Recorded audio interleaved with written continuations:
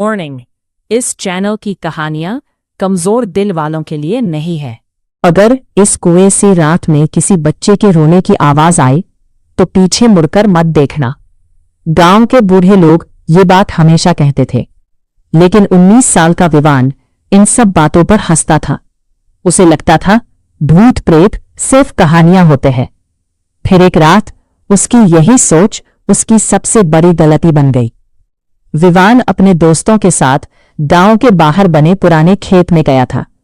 वही खेत के बीचों बीच एक सूखा कुआं था, जिसे लोग रोता हुआ कुआं कहते थे। कहा जाता था कि कई साल पहले वहां एक पूरा परिवार जिंदा दफना दिया गया था और तब से हर अमावस्या को मिट्टी के नीचे से रोने की आवाज आती थी। दोस्तों ने डरते हुए कहा, चल वापस चलते हैं। लेकिन विवान हंस पड़ा। अगर सच में कोई है तो आज बाहर निकाल ही लेते हैं। उसने मोबाइल की फ्लैशलाइट ऑन की और कुएं के अंदर झांका। अंदर सिर्फ अंधेरा था, इतना गहरा अंधेरा जैसे नीचे रोशनी पहुंचती ही न हो। तभी नीचे से किसी बच्चे की धीमी आवाज आई, मम्मी मुझे बाहर निकालो। सबके शरीर में सिहरन दौड़ गई। दो दोस्त डरकर भाग गए, लेकिन विवान वहीं खड़ा रहा। उसकी सांसें तेज हो चुकी थी। भैया, बहुत दर्द हो रहा है। इस बार आवाज इतनी पास लगी जैसे कुएं के अंदर नहीं बल्कि ठीक उसके पीछे कोई बच्चा खड़ा हो।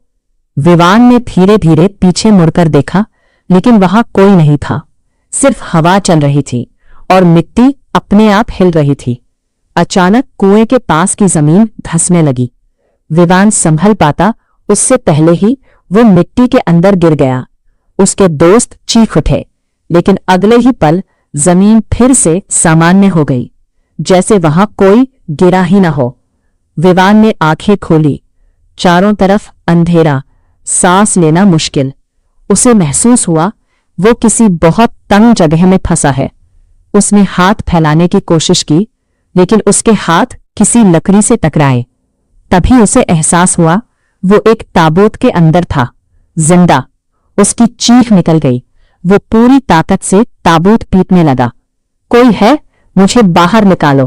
लेकिन ऊपर सिर्फ मिट्टी थी।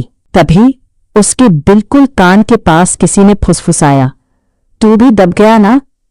विवान का दिल रुकते रुकते बचा। ताबूत में उसके अलावा भी कोई था। धीरे धीरे अंधेरे में दो सफेद आंखें खुली। एक छोटा बच्चा, पूरा शरीर मिट्टी से सना हुआ, होठ सिले हुए और उंगलियों के नाखून टूटे हुए, जैसे उसने बहुत कोशिश की हो बाहर निकलने की। बच्चा धीरे से बोला, उन्होंने हमें जिंदा दबाया था। विवान रोने लगा। कौन थे वो? बच्चा मुस्कुराया और अगले ही पल उसका चेहरा बदलने लगा। त्वचा फटने लगी, आंखों से कीड़े निकलने लगे। अब तू भी यही रहेगा। अचानक ताबूत के बाहर से दर्जनों लोगों के रोने की आवाज आने लगी।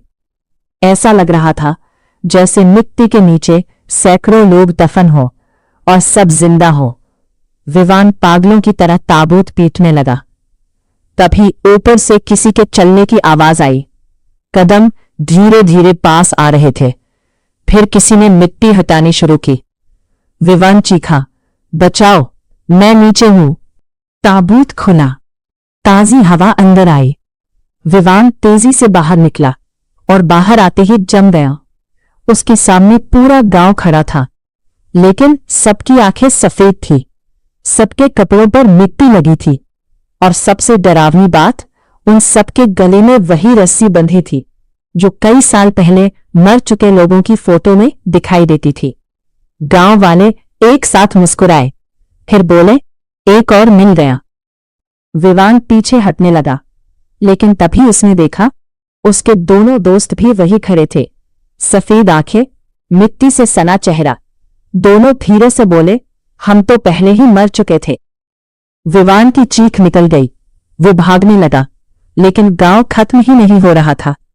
हर रास्ता उसी कुएं तक वापस आ रहा था। हर घर के अंदर लोग मिट्टी में दबे तड़प रहे थे। हर दीवार से खरोचने की आवाज आ रही थी। और फिर उसे अपनी मां दिखाई दी। मां रो रही थी, विवान घर चल बेटा, वो दौड़कर मां के पास गया, लेकिन जैसे ही उसने मां का हाथ पकड़ा, हाथ उसकी पकड़ में टूटकर गिर गया। बार बार अंदर सिर्फ मिट्टी भरी थी। मां का चेहरा धीरे धीरे फटने लगा और उसके अंदर से वही बच्चा बाहर निकला। कहा था ना, पीछे मुड़कर मत देखना। अगली सुबह गांव वालों को कुएं के पास विवान का फोन मिला। फोन की रिकॉर्डिंग अब भी चल रही थी। उसमें सिर्फ विवान की चीखें थी और आखिर में एक आवाज, मिट्टी के नीचे अभी जगह बाकी है। कहानी खत्म हो गई, लेकिन क्या आपने पीछे किसी की आहट महसूस की? अगर नहीं, तो अगली कहानी जरूर सुनना। अगर आप सच में डर का सामना करना चाहते हैं, तो अभी सब्सक्राइब करें।